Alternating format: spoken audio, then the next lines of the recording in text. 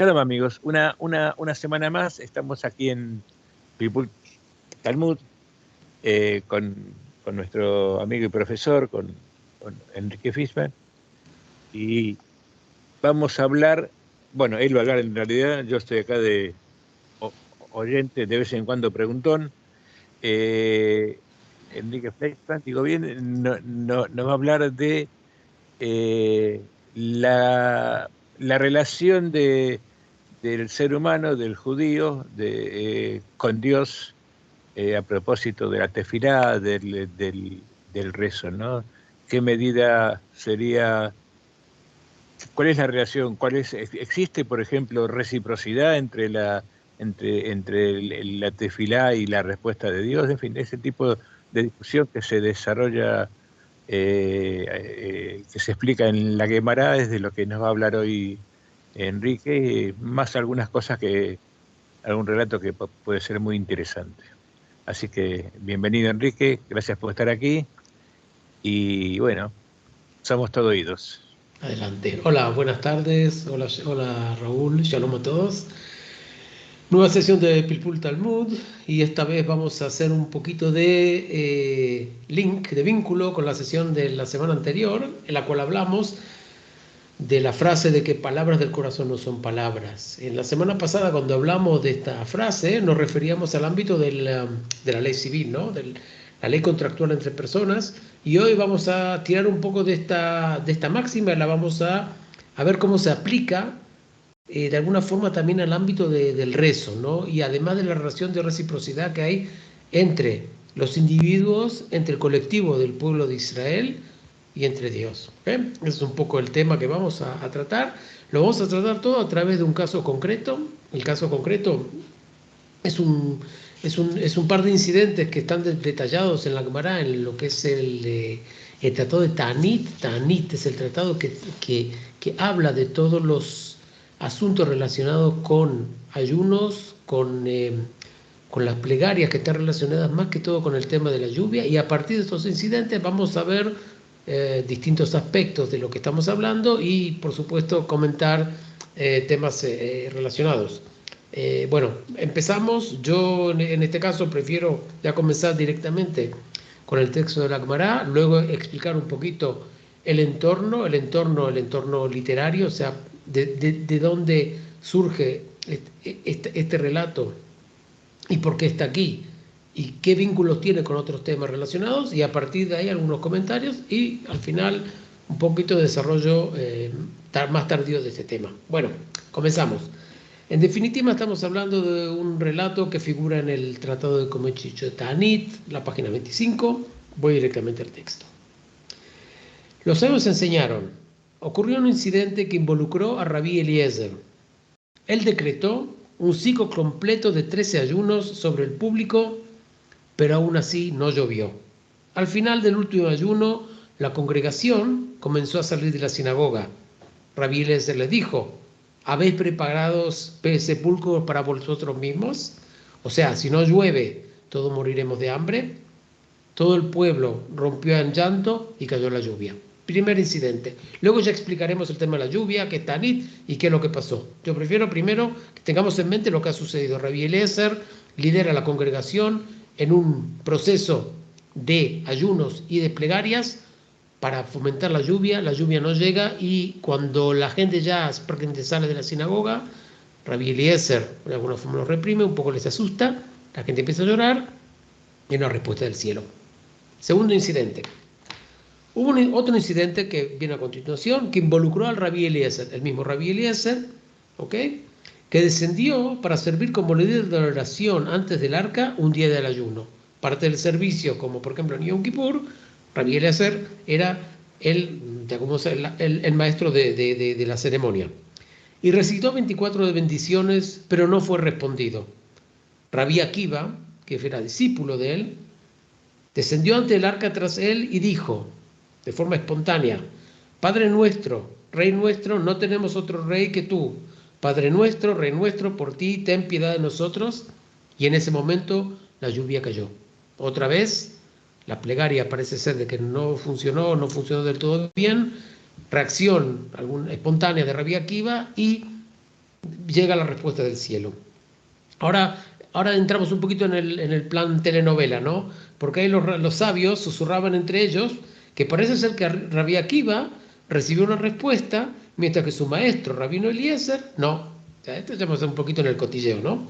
Surgió una voz divina y dijo, no es porque este sabio Rabí Akiva sea más grande que aquel Rabí Eliezer, sino que este perdona y aquel no perdona. Dios respondió a la naturaleza misericordiosa de Rabí Akiva enviando lluvia. Eso es el texto, básicamente situaciones bastante parecidas. Se está rezando por la lluvia. En un caso, el pueblo de Israel empieza a llorar, el cielo responde. En el segundo caso, más o menos pasa más o menos más de lo mismo. En este caso, Rabí Akiva, toma la iniciativa, lanza un rezo espontáneo y a partir de ese momento también el cielo responde. Entonces, primero, esto es básicamente de lo que vamos a hablar. Lo que sí quiero un poco, para empezar a hablar, es un poco del entorno, o sea, el entorno conceptual y del entorno textual, un poco para entender de qué estamos hablando. Primero vamos a hablar de la importancia de la lluvia, ¿no? Para quien conoce la tierra de Israel, sabe que no es una tierra muy abundante en temas de lluvia, no hay ningún río importante, por ejemplo, como en Egipto, que puede alimentar los campos, por lo tanto hay una dependencia absoluta de la lluvia, hasta tal punto que en la Guemará en algún momento se relata una situación en la cual no llovió durante bastantes años y es un relato bastante fuerte y por lo tanto me gustaría así un poco leerlo, ¿no? Esto también es el mismo tratado de Tanit y es en la página número 5. Entonces dice, Rabbi Yohanan dijo lo siguiente, está hablando de años de sequía. En el primer año comieron lo que había en su casa, no había lluvia, comían lo que sobró. En el segundo año comieron lo que había en sus campos. En el tercer año comieron la carne de sus animales kosher. En el cuarto año comieron la carne de los animales ya no kosher. En el quinto año comieron las criaturas repugnantes y reptiles. En el sexto año ya comieron a sus hijos. Y en el séptimo año comieron sus propios brazos. O sea, el no tener lluvia en la antigüedad era la calamidad absoluta. Solamente imperios grandes como el Imperio Romano, que tenía una fuente de abastecimiento, por ejemplo, en Egipto, se podía permitir el lujo de poder vivir en la sequía. El pueblo de Israel no podía y por lo tanto cualquier peligro de sequía significaba una calamidad absoluta. Además de eso, en el caso del pueblo de Israel, fuera del aspecto económico, o digamos, vinculado al aspecto económico, está la relación entre el pueblo de Israel y Dios. Quien conoce la plegaria del Shema, de todas las mañanas, de todos los días prácticamente, sabemos que ahí hay un componente de que la lluvia tiene un peso importantísimo, sea en la recompensa por cumplir la mitzvot, ¿no? O sea en el castigo. Y lo dice muy claramente. La primera parte es cuando si respetarás los preceptos, ¿no? Dios dará lluvia en las tierras. Ahora, y el caso contrario es cuando si no van a cumplir con las mitzvot, no van a cumplir con los preceptos, Dios no va a enviar lluvia. O sea, estamos hablando de una relación de alguna forma hasta contractual, ¿no? O sea, hay condiciones marcadas en las cuales se dice, si el pueblo de Israel cumple, llegará la lluvia. Si no cumple, no llegará la lluvia. Ahora, si me permitís. Sí. Sí, hay también una derivada muy interesante de esto, que es que por eso mismo que esa comparación que haces entre Israel y Egipto, por eso el Israel tiene que mirar al cielo. Uh-huh. y desarrolla toda su teología, toda su religión, todo su pensamiento, toda su filosofía en esa relación con el cielo, que es con Dios. Ajá. Y por eso también los egipcios que no miran al cielo porque dependen del río, Uh-huh. se dedicaron especialmente al inframundo Uh-huh. y no al cielo. Bueno. Nada más que esa una comparación así, bueno. metafórica, en base a la metáfora de dónde viene el agua, con otras implicaciones. Sí. Y ahora veremos qué es lo que sucede cuando dentro de este pacto, a ver, es un pacto implícito, ¿no?, entre el pueblo de Israel y Dios, no se cumple. Entonces, el tratado de Ta'anit, y ahí vamos allá al contexto textual del texto que habíamos hablado, el tratado de Ta'anit es el tratado en el cual se elaboran las distintas normas relacionadas con cuándo y cómo se tiene que aplicar una serie de ayunos o de castigos autoinfligidos en caso que no comience a llover. Entonces, un poco para explicar cuáles son las normas, a grosso modo, de lo que habla el Tratado de Ta'anit, es lo siguiente: es cuando llega el otoño y no comienza a llover, algunas personas empiezan a ayunar. Luego, a partir de 45 días aproximadamente después de Sukkot, que es prácticamente al final del otoño, ¿no?, todo el público ya pasa a tener 3 ayunos.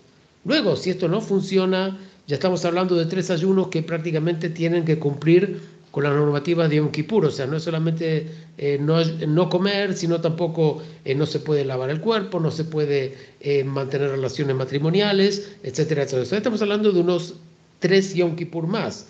Y luego, si esto no funciona, hay otros 7 ayunos más, ¿no?, en los cuales también se tiene que sacar la Torá, hay rezos especiales, ¿ok? Entonces hablamos, si vamos sumando todo, estamos hablando en un periodo de unos 3-4 meses, estamos hablando de 13 ayunos, ¿no? Que es una barbaridad, ¿no? Porque la verdad que es prácticamente parar la vida normal. Ahora, si eso tampoco funciona, a partir de ese momento ya no se declaran más ayunos, sino lo que se hace es prácticamente se baja la marcha en todo lo que es la vida normal. Se deja de mantener relaciones comerciales y otras características de lo que sería la vida normal. O sea, el pueblo entra en una fase, de bajar el ritmo y la marcha de la vida, ¿no?, con la intención de que al final de todo la lluvia llegue. Eso es lo que trata el Tratado de Ta'anit, y como hemos visto, en ambos incidentes, lo que hemos visto, las escenas que hemos presenciado, fueron las escenas después de esos 13 ayunos. O sea, que el pueblo de Israel en realidad ha cumplido con lo que se requería, ¿no?, en esta legislación, ¿no?, de tener esos 3 ayunos, y no funcionó nada. Y ahora vamos a entrar un poquito más en detalle en los incidentes, ¿no? El primer incidente, como he dicho, era que después de rezar después de ayunar 13 días, no llega la lluvia, el pueblo de Israel llora, y a partir del momento que el pueblo de Israel llora, cae la lluvia. Lo que sí hay que decir es que algunas personas que lo podrían interpretar como decir, mira, ¿sabes lo que? La plegaria y el rezo están de más, y lo más importante, digamos, es la actuación espontánea del pueblo de Israel, ¿no? Porque eso en realidad es la causa-efecto.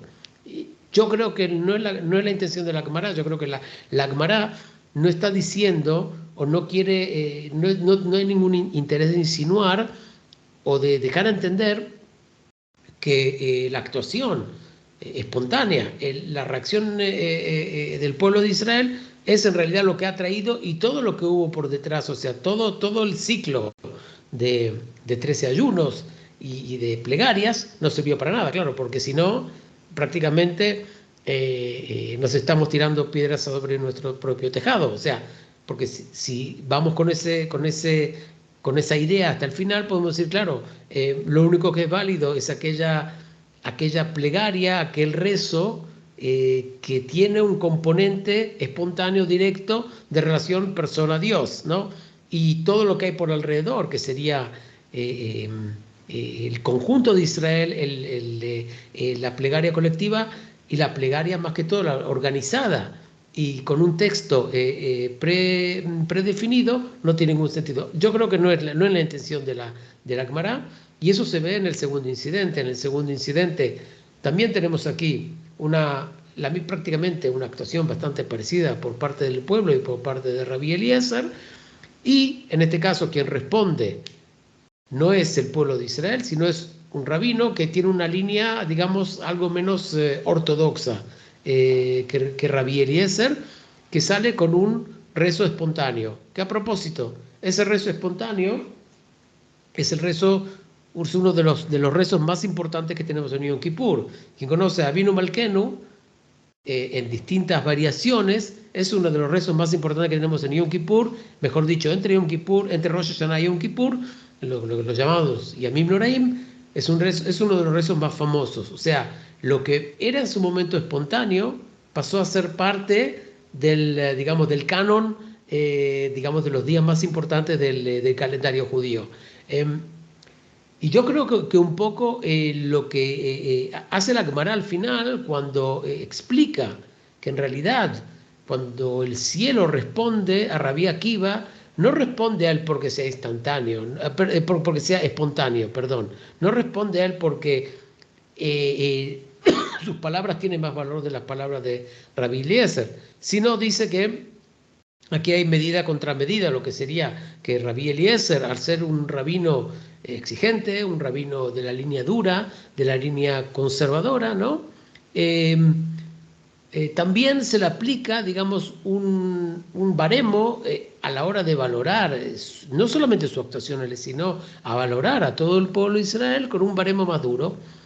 Y lo que dice, claro, como Rabí Akiva es más, digamos, no blando, pero más permisivo o más, digamos, espontáneo, entonces también el cielo se permite la misma actitud cuando se tiene que enfrentar a una persona como Rabí Akiva. Y yo creo que ahí hay una especie, digamos, de juego de reciprocidad entre el pueblo de Israel y Dios, en el cual si la actitud es una actitud intransigente, dura, como la de Rabí Eliezer, que nadie dice que no tiene valor, pero si es lo único que hay, estamos ante una situación, claro, que el pueblo de Israel también se mide con esos criterios. Y yo creo que es un poco... Si me permitís, no, quería agregar algo, que también el tema de la tefilá, de la oración, se suele tomar, especialmente en nuestra época y digamos desde no hace mucho tiempo, como algo, como vos antes aludías, como algo que puede ser superfluo, que no es una acción de verdad, digamos, que no es algo que cambia nada, ¿no? Cuando en realidad desde la perspectiva judía tradicional y en general, siempre así, de la religión judía, la tefilá es una acción también. No es, Sí. no es solamente lanzar palabras para quedar bien, o al Sí. menos no debería ser, sino que es una acción, Sí, sí, sí. y como toda acción tiene que tener esa intención imprescindible para, aún sin saber si nos va a salir bien, porque nunca sabemos eso, y si no, mirarlo a Job, pobrecito, ¿no? La que tuvo que pasar. Sí. Nunca sabemos cómo va a salir el tema, pero confiamos en que Dios nos va a escuchar y que la cosa va a ir bien. Pero en cualquier caso, es una acción tan importante como cualquier otra. Mira, a ver, aquí entras en un debate teológico que no sé si es el lugar, porque hay comentaristas, ¿no? Y hay grandes sabios del mundo judío que consideran que directamente la relación entre el individuo, que en el pueblo judío pasa a través del colectivo. O sea, no hay una relación directa entre el individuo y Dios, sino pasa a través del pueblo de Israel. No es una relación de intercambio. O sea, no es que nosotros rezamos esperando que algo va a suceder. Hay que tomar en cuenta que la situación en la que estamos hablando es una situación extraordinaria. No estamos hablando de la situación del día a día, en la cual la persona reza mañana, tarde, noche, ¿no? Y es parte de su rutina. Estamos hablando de una situación excepcional en la cual la plegaria está destinada especialmente a devolver el curso de la naturaleza digamos, a la normalidad. O sea, nadie está pidiendo en la plegaria, ni de Rabí Eliezer, ni de Rabí Akiva, ni del pueblo, nadie está pidiendo ganar la lotería.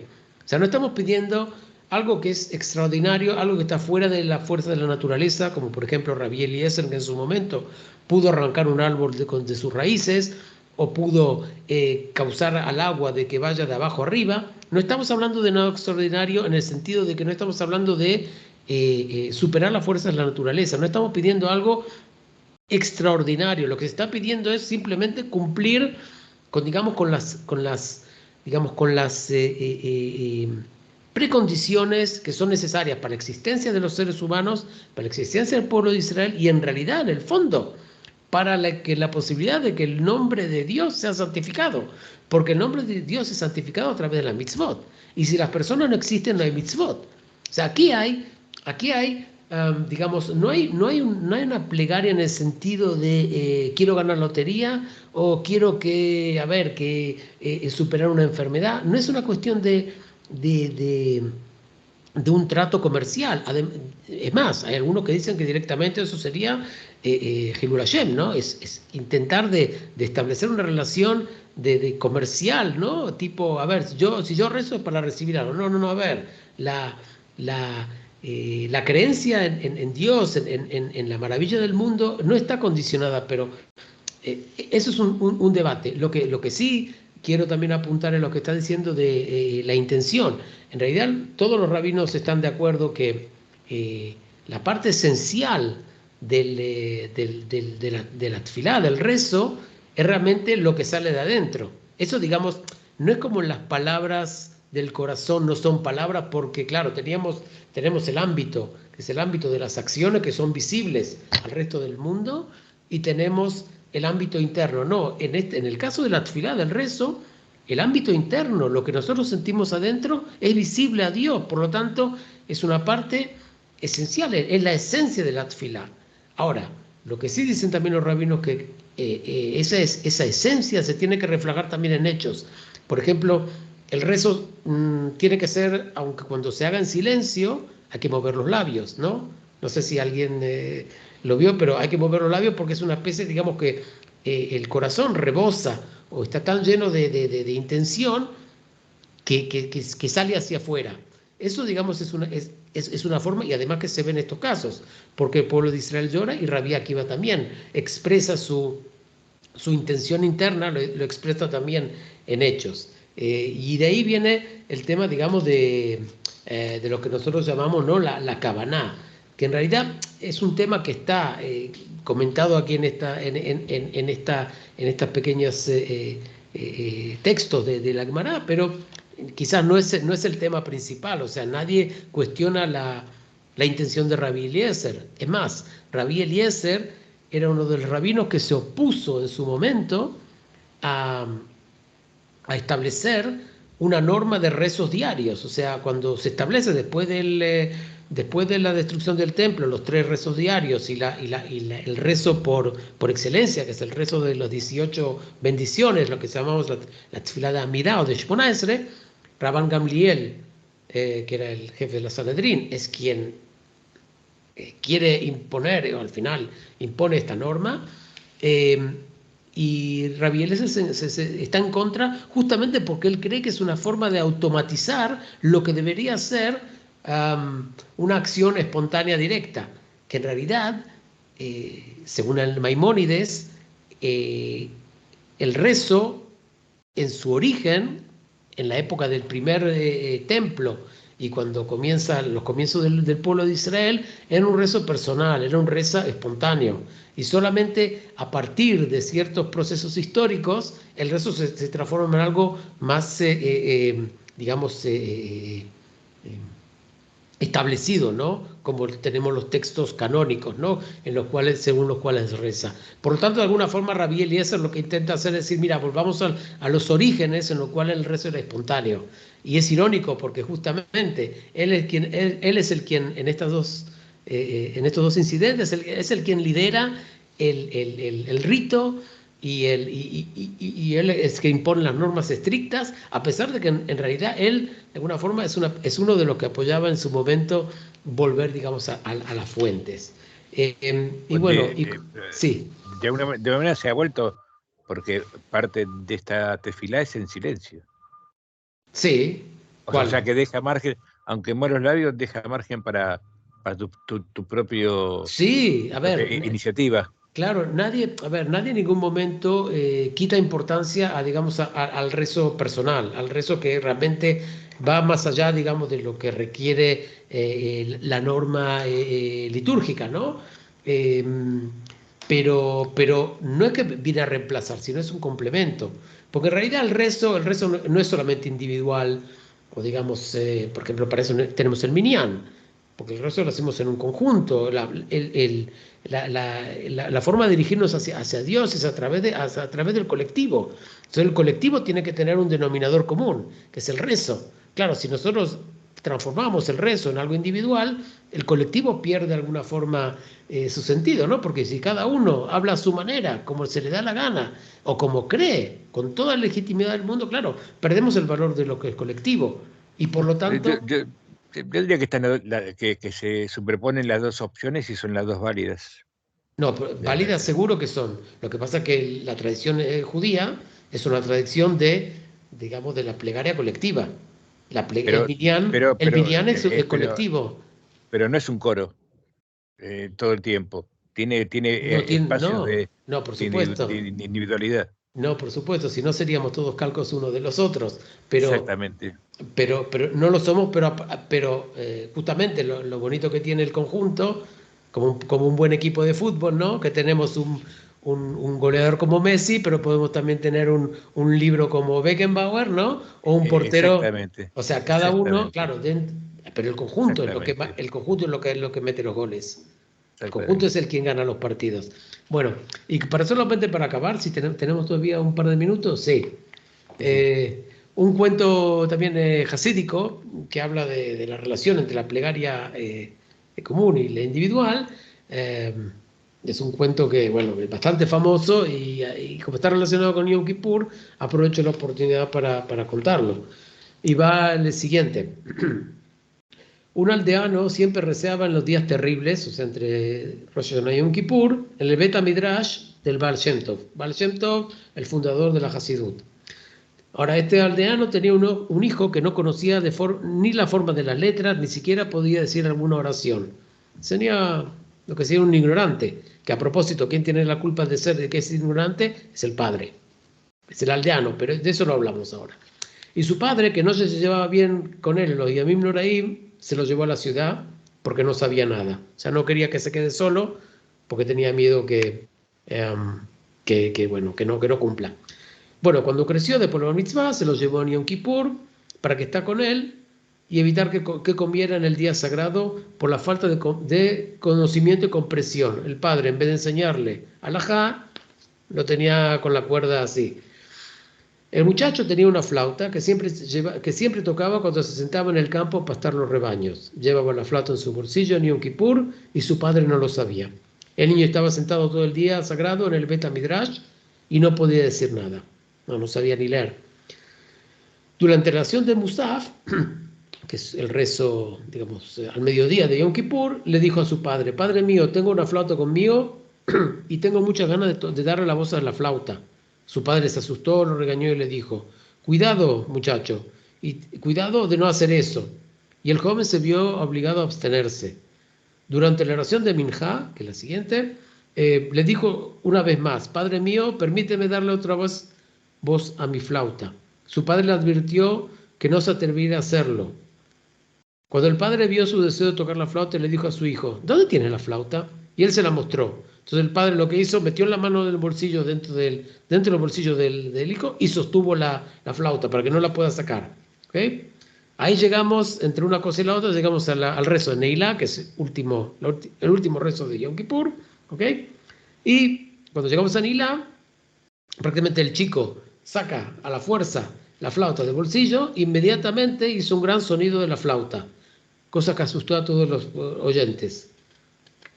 Según unas versiones, prácticamente le querían pegar.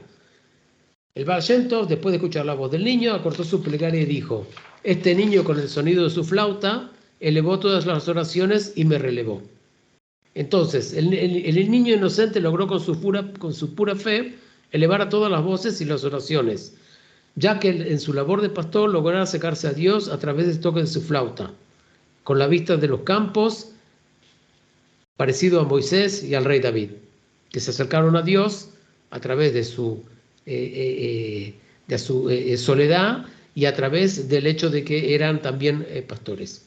Ese es el cuento hasídico, cuento muy famoso en el cual se le da un valor a la acción espontánea, a la acción de la creencia, que a propósito, aunque sea individual, está dentro de la sinagoga y está el Baal Shem Tov que le da la autorización, pero igual es un cuento bonito que refleja el hecho de que también expresiones individuales, como bien dice Raúl, son aceptadas dentro del conjunto judío, y además que parece ser de que hasta el mismo Baal Shem Tov dijo que tenían no menos valor que las plegarias de todo de un conjunto de judíos congregados el día de Yom Kippur.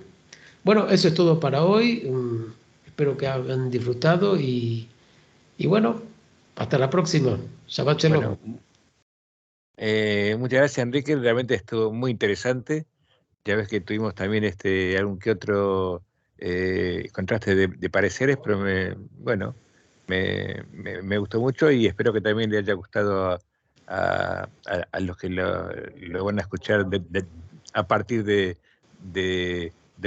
aquí un rato, digamos. Ok, perfecto. Así que muchas gracias y bueno, hasta la semana que viene y lo mismo, Shabbat Shalom a todos. Gracias. Shabbat Shalom. Chao, chao.